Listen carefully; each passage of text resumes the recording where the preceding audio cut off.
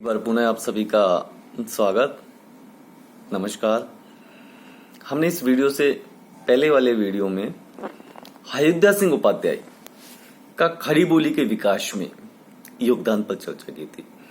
आज हम अयोध्या सिंह उपाध्याय हरिओत जी के व्यक्तित्व और कृतित्व के बारे में जानेंगे और ये जानेंगे कि उनके काव्य की प्रमुख प्रवृत्तियां क्या थी, उनके काव्य की प्रमुख विशेषताएं क्या थी। तो आइए देखते हैं कि अयोध्या सिंह उपाध्याय हरिओत जी का जन्म कब हुआ, जीवन पर्यंत उन्होंने किस प्रकार किन किन समस्याओं को झेला, साहित्य के लिए क्या कार्य किया। साथियों, 1865 में उत्तर प्रदेश में अयोध्या सिंह उपाध्याय जी का जन्म हुआ था। उनके गांव का नाम निजामाबाद था। इनके पिताजी का नाम भोलानाथ उपाध्याय था। अब जब इनका जन्म गांव में हुआ तो निश्चित रूप से इनकी शिक्षा का प्रारंभ भी इनके जन्म स्थान पर ही होता है। निजामाबाद में इनकी शिक्षा का प्रारंभ होता है। 5 वर्ष की अवस्था में ही इनके चाचा जी इन्हें फारसी भाषा पढ़ाना प्रारंभ कर देते हैं। मिडिल क्लास पास करने के उपरांत हरिओत जी को काशी भेजा जाता है। काशी की एक कॉलेज है, क्वींस कॉलेज, वहां इन्हें दाखिला दिलाया जाता है। परंतु इसे भाग्य की विडंबना कहें या कुछ और कहें, उनका स्वास्थ्य वहां ठीक नहीं रहा और उन्हें बीच में ही कॉलेज छोड़नी पड़ी।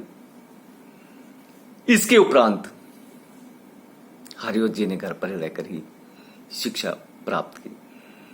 साथियों, मात्र हिंदी ही नहीं, इन्होंने फारसी, उर्दू, संस्कृत और अंग्रेजी इन 4 भाषाओं में अध्ययन किया और इन चारों भाषाओं में अपने ज्ञान में वृद्धि की। आगे चल करके इनका ब्याह 1884 में निर्मला कुमारी के साथ होता है और 1889 में इनको सरकारी नौकरी कानूनगो की प्राप्त होती है। कानूनगो के पद पर रहते हुए इन्होंने कार्य करते रहे और 1932 में अवकाश ग्रहण करने के उपरांत अवैतनिक सेवा शिक्षा के रूप में दी। उन्होंने काशी हिंदू विश्वविद्यालय में अध्यापन का कार्य करवाया और ये अध्यापन का कार्य 1941 तक करते रहे। ये इनकी महानता का प्रतीक है कि बिना पैसे लिए हुए लगभग 9-10 वर्षों तक उन्होंने एक शिक्षक का कार्य किया।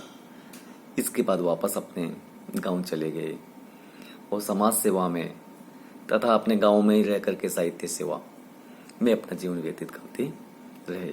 1947 में इनका देहावसान हो गया। तो इस प्रकार इनकी ये संक्षिप्त जीवनी हमारे सामने आई,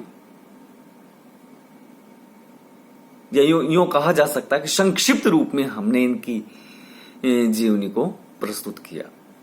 अब आगे हम चर्चा करते हैं इनकी रचनाएं। इनकी रचनाएं कौन कौन सी?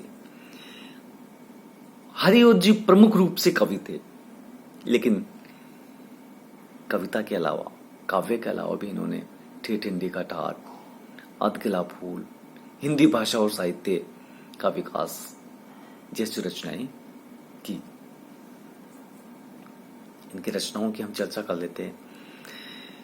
खड़ी बोली का प्रथम महाकाव्य प्रिय प्रवास इन्होंने 1914 में लिखा। इसके अलावा कवि सम्राट, वैदेही वनवास की चर्चा करते हैं तो वैदेही वनवास की रचना इन्होंने 1940 में की थी। पारिजात की रचना 1937 में की थी। पारिजात के अतिरिक्त रस कलश 1940 में लिखा।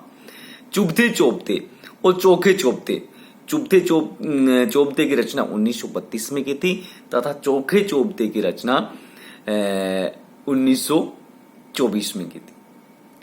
ठेठिंडी का ढाल, अधकिला फूल, रुक्मणी परने जैसी इनकी और भी रचनाएं हैं। इन रचनाओं के अलावा अयोध्या सिंह उपाध्याय हरिओत जी ने प्रमुख कार्य किया बाल साहित्य की रचना करके। बाल साहित्य की रचना से संबंधित अगर हम रचनाओं को देखते हैं तो बाल विभव देख सकते हैं, बाल विलास देख सकते हैं, फूल पत्ते देख सकते हैं, खेल तमाशा को ले सकते हैं, उपदेश कुसुम को ले सकते हैं, बाल गीतावली को ले सकते हैं, चांद सितारे ले सकते हैं, पद्मभूषण। ये उन्होंने बाल साहित्य की रचनाएं करके बाल साहित्य को समृद्ध करने में अपनी महत्वपूर्ण भूमिका निभाई।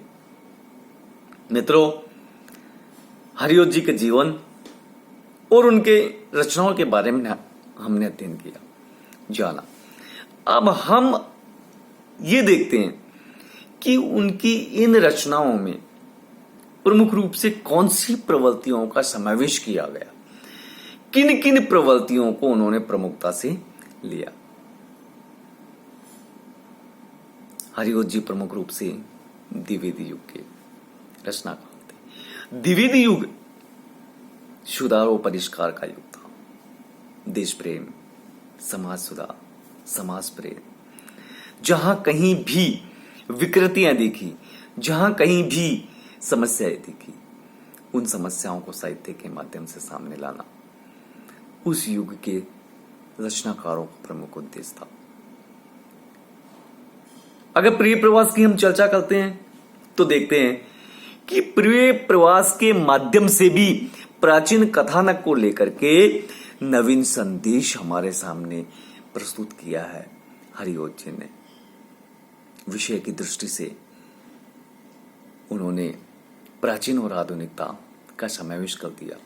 अधिकांश उन्होंने कृष्ण राधा और राम सीता से संबंधित विषयों का ही चयन किया है और नवीन समस्याओं को हमारे सामने प्रस्तुत किया है, नए ढंग से उन्हें हमारे सामने लाए हैं।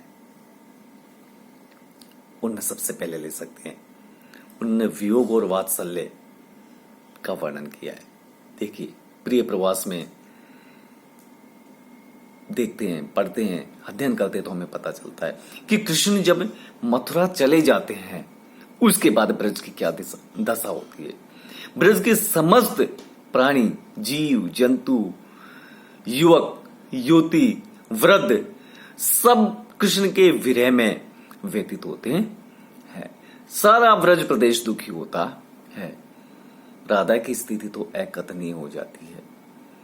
नंद और यशोदा दोनों व्याकुल रहते हैं। पुत्र वियोग में यशोदा की जो दयनीय स्थिति होती है उसका यहां वर्णन किया गया है।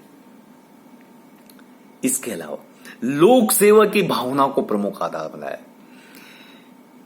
प्रिय प्रवास में हरिओत जी ने कृष्ण को ईश्वरीय रूप में न दर्शा करके एक आदर्श मानव और लोक सेवक के रूप में प्रस्तुत किया है।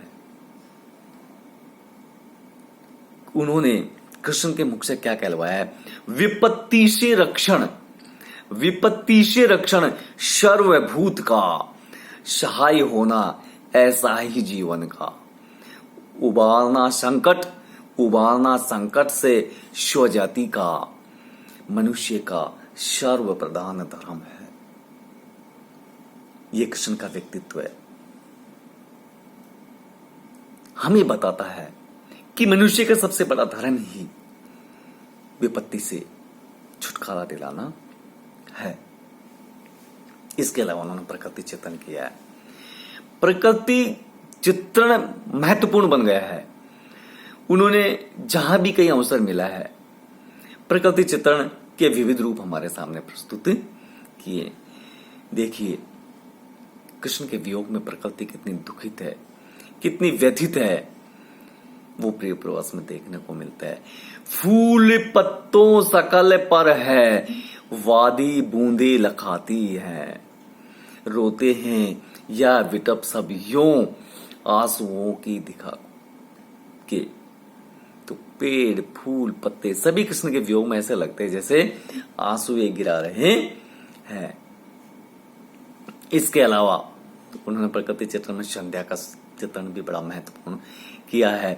दिवस का अवसान समीप था, दिवस का अवसान समीप था, गगन था कुछ लोहित हो चला, गगन था कुछ लोहित हो चला, तरुशिका पर थी जब राजती, तरुशिका पर थी जब राजती, कमिलनी कुल वल्लभ का प्रभाव।